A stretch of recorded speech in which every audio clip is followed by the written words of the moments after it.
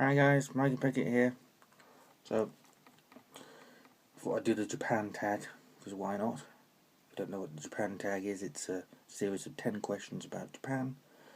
Question number 1 is, why did you move to Japan? I moved to Japan, in a word, because of the recession in Britain in 2007. In 2007, I'd just married my wife, who's Japanese, and I was a part-time tutor at the university then, at a university. And then 2007 kind of happened, as it were, and yeah, already in net, 2007 was a notable drop in jobs. 2008, I was no longer working at the university, at least not in that position. I did try and, obviously try and keep getting work, but ultimately there's my wife's visa relationship, as we just got married, so she hadn't actually got a spousal visa yet, and sort of thing. So she went back and got a job, and in 2011 we start to make plans, and I arrived 2012. Favourite food? I think I'm going to have to say okonomiyaki. Most famous in Osaka. It's difficult to explain what it is to those who aren't in Japan. One way of looking at it is it's sometimes called Japanese pizza, which you can see why it looks a bit like one. But it's essentially it's almost like a pancake, usually with pork or radish, or okonomiyaki actually means eat any way you want it, really, or cook any way you want it. So it's a bit misleading to call it a Japanese pizza, but it's kind of like bubbled and squeaked, to borrow a good English phrase. It's basically it's an omelette imbued usually with pork and radish and cabbage, but could in essence have anything if you wanted. It's also very famous in Hiroshima, where it's slightly different. Favorite place in Japan? This is tricky for me because my favourite city is the city in which I reside, Osaka. Never been much of a really big city boy, and Osaka has everything. Also, it's an emotional attachment. All my wife's family are from here, and this was the first major city I visited as well. But favourite place seems to need some narrowing down. So I would want to say, and this is quite unusual given what I just said about not liking big cities, my favourite place, favourite locale as it were, is Komaba Campus, University of Tokyo. And that's because, it's an odd thing about Japan. Obviously we have old buildings in Japan, we have temples and shrines, like Shitennoji Temple here in Osaka, very old, if not the oldest temple, I think, in Japan. But in terms of your sort of everyday buildings, there aren't that many actually, because they all got bombed during the Second World War, or earthquakes meant they had to be collapsed or something like that. Komaba Campus is a pre-Meiji era campus. The buildings there are older than 1868, and in many instances have been there since the 16 and 1700s. It wasn't bombed during the Second World War because there was an agreement not to. And it looks a bit like an Oxford College. So it always reminds me a bit of home, paradoxically. Favourite word? Favourite Japanese word? I'm not so good with the kanji, I'm afraid, but my favourite word is ikatakimasu, which is the beginning of a meal. It would be very difficult to have any direct translation of it, actually. One way of looking at it would be to say, let's eat. Another way would be to say, thanks for the food and let's eat. So, which means it's closest perhaps to where you might say grace. Although you're not thanking any gods, really. You're thanking the very human creator of your meal, the cook, when you eat.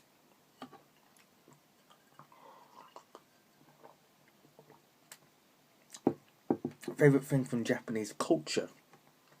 Tricky one, this. I would have to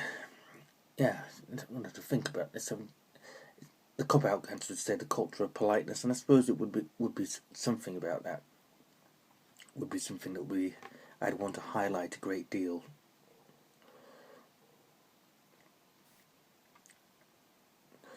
But yeah, I think I'm just gonna have to rest on that. But that they're no more specific.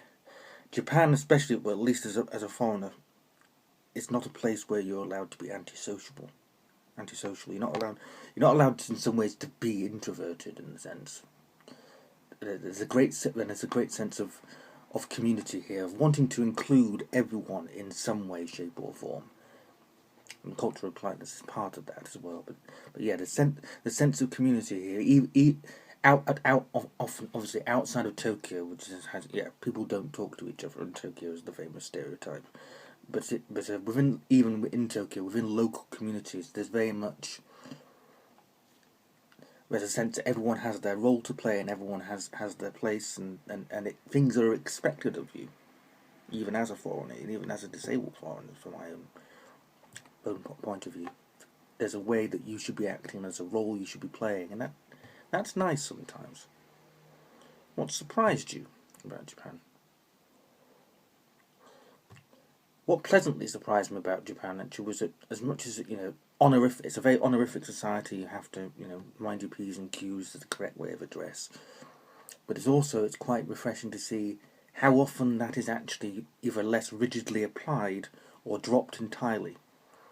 And I forget when I first moved here that I went out with some colleagues at University of Tokyo, and they're all professor of this and doctor of that. They're all sensei.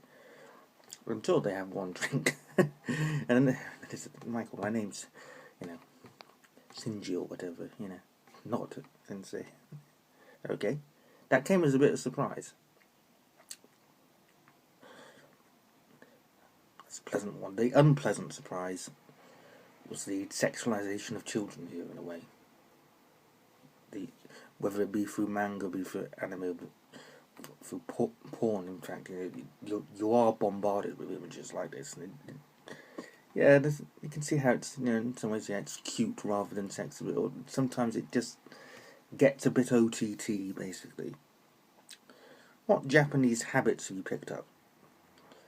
Well, as everyone reports, I can no longer take a bath without taking a shower first. Just couldn't. Once you've done that, you can't look at a bath the same way again. But other than that, I sometimes find myself responding to certain, if you like, emotional stimuli with Japanese onomatopoeia. So surprise might be pain would be itai. Admittedly, that's something I encourage in myself because it helps you learn language.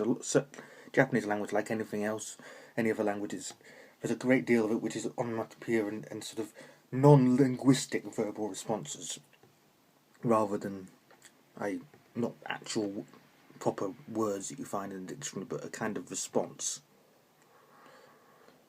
So yeah, that. Next place you want to visit?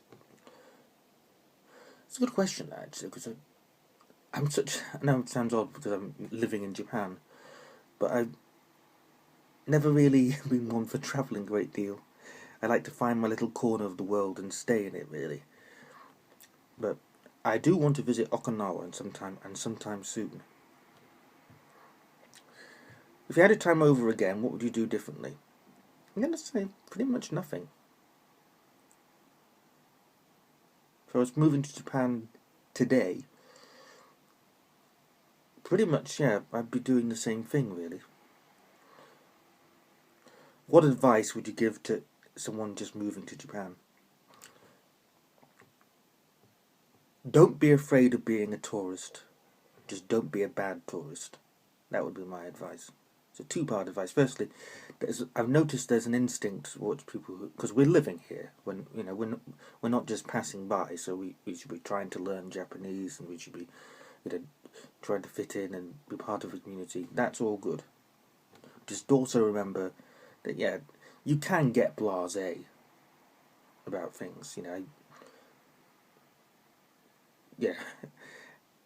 I'll tell you about when I first made this realization. I was sitting in a Starbucks in Kyoto,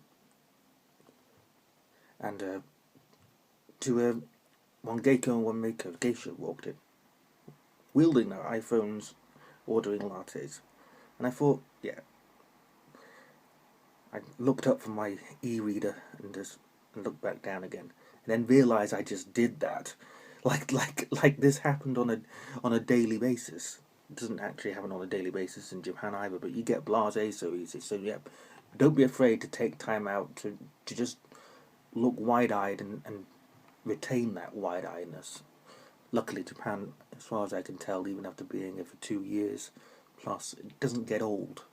You don't get ever, I find, absolutely used to it.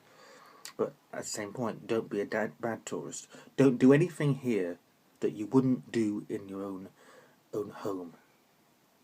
To me, this Japan is my home now. But if you wouldn't do it back in your home country, as it were, then don't do it here.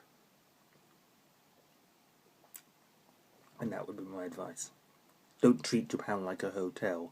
Just don't be afraid of seeing Japan as a tourist. That's my advice. Oh, thanks for listening. See ya.